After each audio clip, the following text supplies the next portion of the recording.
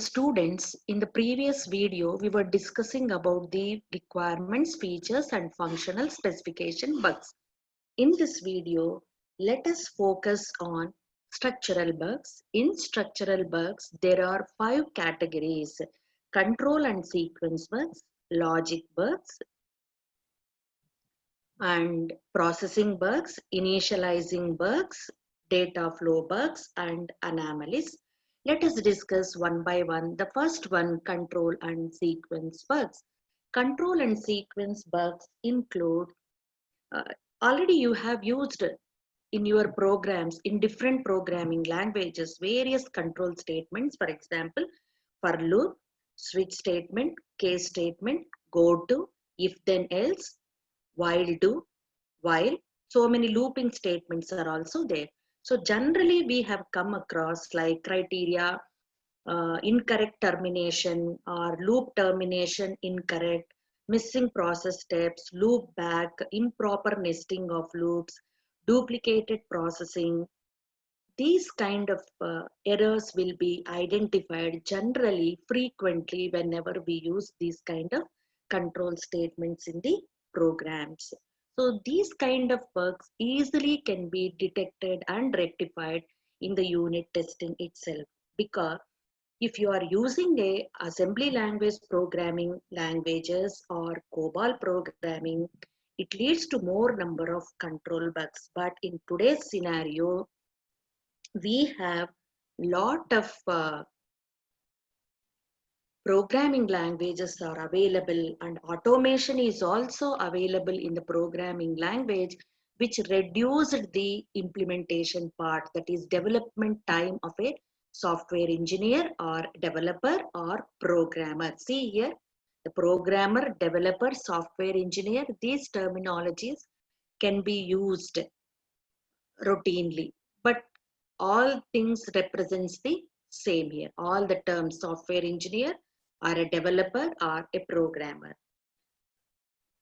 Control and sequence bugs at all levels are caught by testing, especially structural testing. So these kind of things we categorize under structural bugs, and these things identified and rectified in structural testing. Logic bugs. Bugs in logic. Everyone is familiar.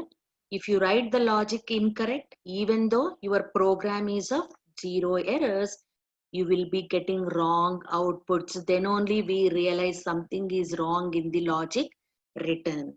So how it happens exactly in software development?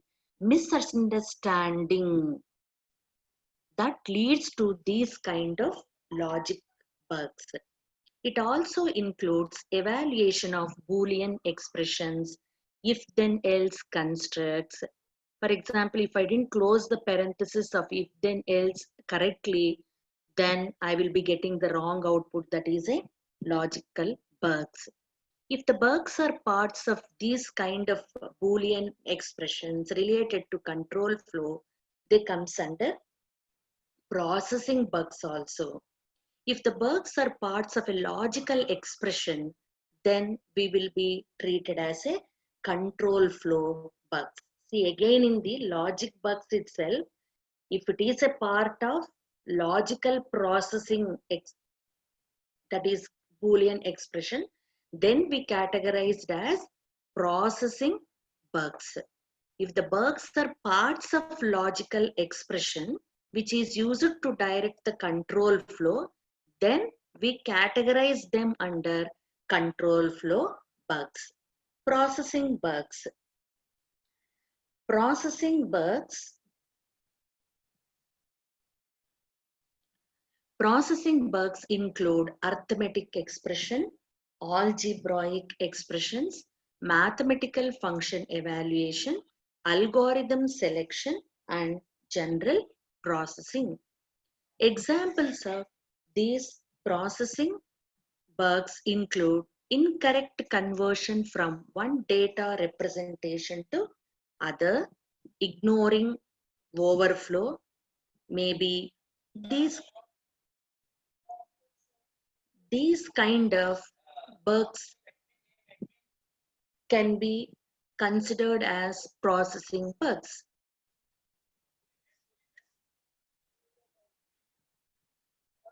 Initialization bugs. These initialization bugs are common. Initialization bugs can be improper and superfluous. These bugs are generally less harmful but can affect performance. The initialization means, for example, I is equal to 0. Instead of I is equal to 0, I might have initialized I is equal to 1.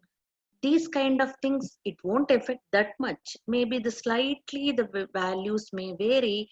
It affects the performance.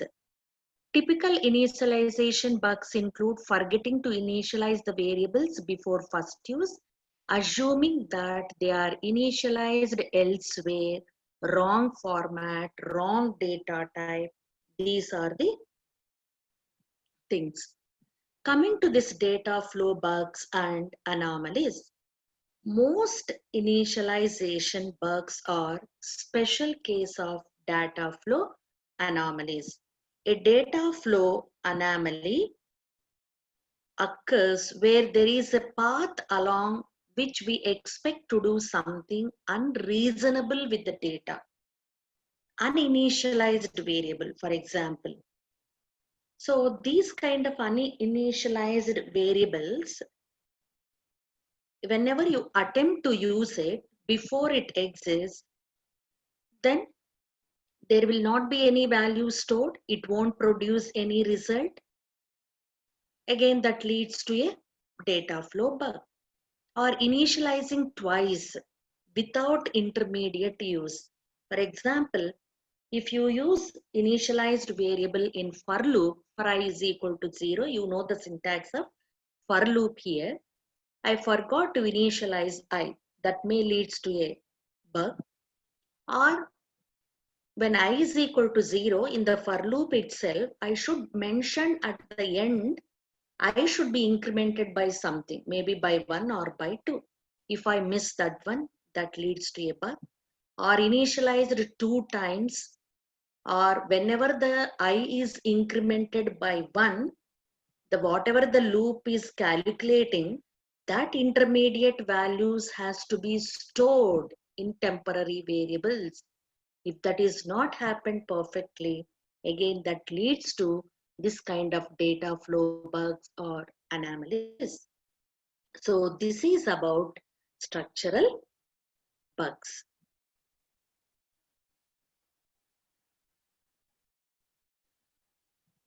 So already we have discussed in previous videos consequences of bugs, taxonomy of bugs, what is the importance of bugs.